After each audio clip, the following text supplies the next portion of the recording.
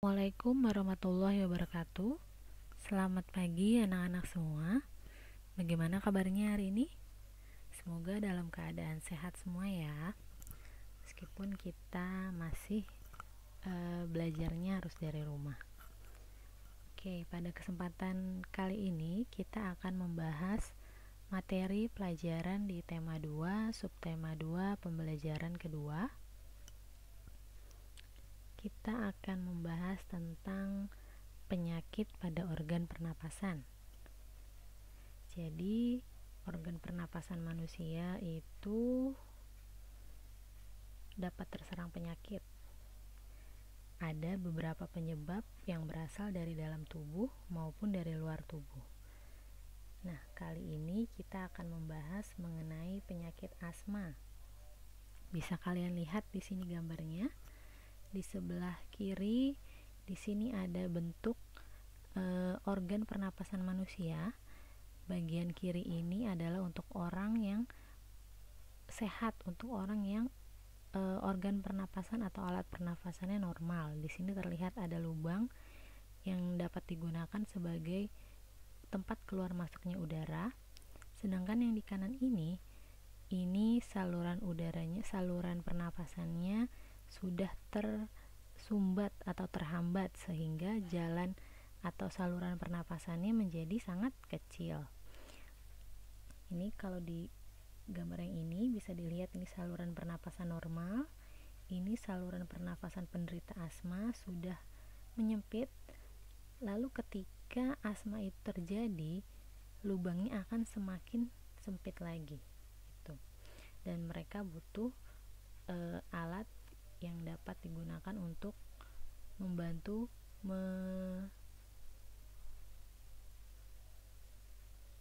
supaya mereka bisa bernapas dengan normal kembali, seperti itu. Lalu apa itu asma? Bagaimana gejala-gejala asma? Ya, asma merupakan penyakit penyumbatan saluran pernapasan yang disebabkan oleh alergi debu, udara dingin, alergi terhadap makanan tertentu, ataupun kelelahan. Nah, gejala awal penyakit asma ini rasanya dada terasa sesak, lalu batuk, lalu ketika kalian bernapas itu terasa berat dan terdengar bunyi seperti ngik ngik gitu. Lalu asma ini bisa semakin parah ketika dibiarkan begitu saja. Asma ini bisa semakin parah, lalu bisa menimbulkan gejala-gejala yang lebih berat seperti serangan batuk hebat, sesak napas yang berat, napas tersengal-sengal, sianosis atau kulit kebiruan dimulai dari sekitar mulut, lalu sulit tidur karena saat mengalami asma, posisi yang enak, posisi yang nyaman saat untuk penderita asma itu adalah saat ia duduk. Lalu kesadaran juga sudah mulai menurun.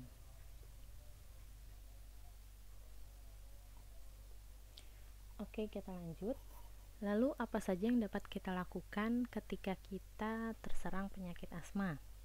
Ya, pengobatan asma dapat dilakukan dengan memberikan inhaler.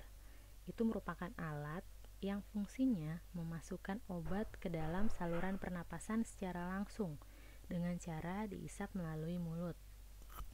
Ada contohnya gambarnya di sini. Perempuan ini sedang mengalami asma lalu dibantu dengan alat pernapasan yang berisi obat di sini. Lalu jika kita bukan orang yang penderita asma, dan bagaimana caranya supaya kita terhindar dari penyakit asma? Caranya yang pertama, tidak merokok. Yang kedua, kita harus terus memantau napas kita.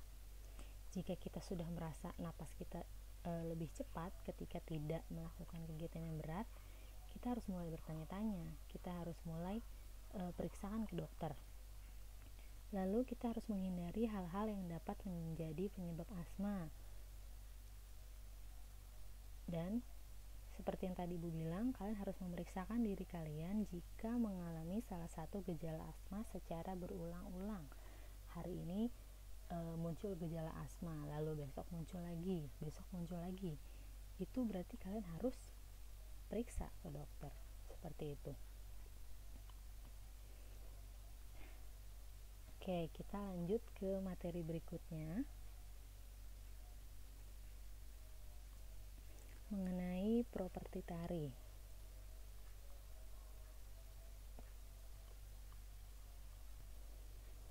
Ya, apa itu properti tari? Properti tari merupakan benda-benda yang dapat digunakan sebagai alat untuk mendukung suatu gerakan dalam tari. Jadi semua benda-benda yang dipakai untuk menari itu disebut juga properti. Nah, properti ini fungsinya sebagai pelengkap dalam sebuah tarian. Karena dengan menggunakan properti ini, penari akan dapat menyampaikan ide dan makna dari gerakan dalam tarinya sehingga mudah dipahami oleh penonton. Dan dengan adanya properti tari ini juga menambah keindahan dalam tarian tersebut. Nah, di sini Ibu ada beberapa contoh gambar macam-macam properti tari yang digunakan dalam beberapa tarian tradisional Indonesia. Yang pertama di sini kita punya tari topeng. Properti yang digunakannya adalah topeng. Lalu ini adalah piring. Lalu di sini ada kuda lumping. Di sini ada payung. Yang berikutnya di sini ada penari yang menari dengan menggunakan properti bakul, dengan menggunakan kipas. Lalu ada juga yang menggunakan selendang dan ada yang menggunakan kendi. Nah, kalau tadi benda-bendanya bukan senjata.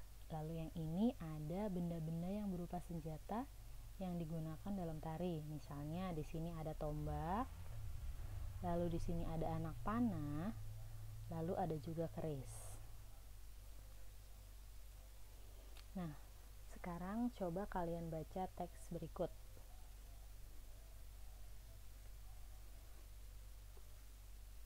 Bronkitis adalah penyakit peradangan pada bronkus atau saluran yang mengalirkan udara ke paru-paru.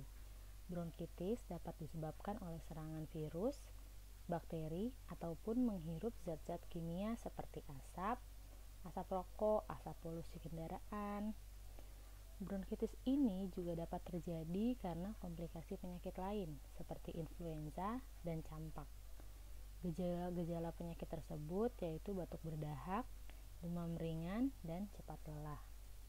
Oke, setelah kalian baca teks tadi, lalu kalian menyimak materi-materi yang sebelumnya yang sudah Ibu jelaskan tadi, sekarang coba kalian kerjakan tugas berikut.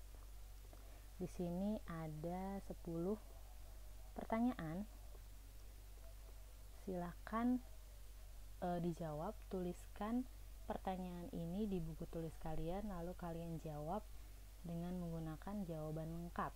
Misalnya di sini pertanyaan nomor 1 adalah apa yang dimaksud dengan penyakit asma? Nanti kalian jawab penyakit asma adalah titik-titik-titik. Seperti itu ya cara menjawabnya. Kalian tulis di buku tulis, lalu nanti fotokan jawabannya dan kirim ke WhatsApp Ibu. Oke, sekian materi dari Ibu. Kalau masih ada yang belum paham, silahkan kalian simak lagi videonya dari awal, atau silahkan kalian minta bantuan orang tua kalian untuk membantu menjelaskan kembali. Dan materi ini juga ada pada buku paket tema 2 ya. Oke, sebelum Ibu akhiri, Ibu mau ingatkan kalian untuk selalu mencuci tangan ketika akan melakukan sesuatu dan setelah melakukan sesuatu. Ingat, kita harus menjaga kondisi badan kita, kondisi tubuh kita di tengah pandemi ini. Dan mari kita sama-sama berdoa supaya pandemi ini segera selesai dan kita dapat bertemu, kita dapat melakukan pembelajaran secara langsung di sekolah ya. Oke, sekian. Tetap semangat belajar. Tugasnya dikerjakan dengan penuh tanggung jawab. Wassalamualaikum warahmatullahi wabarakatuh.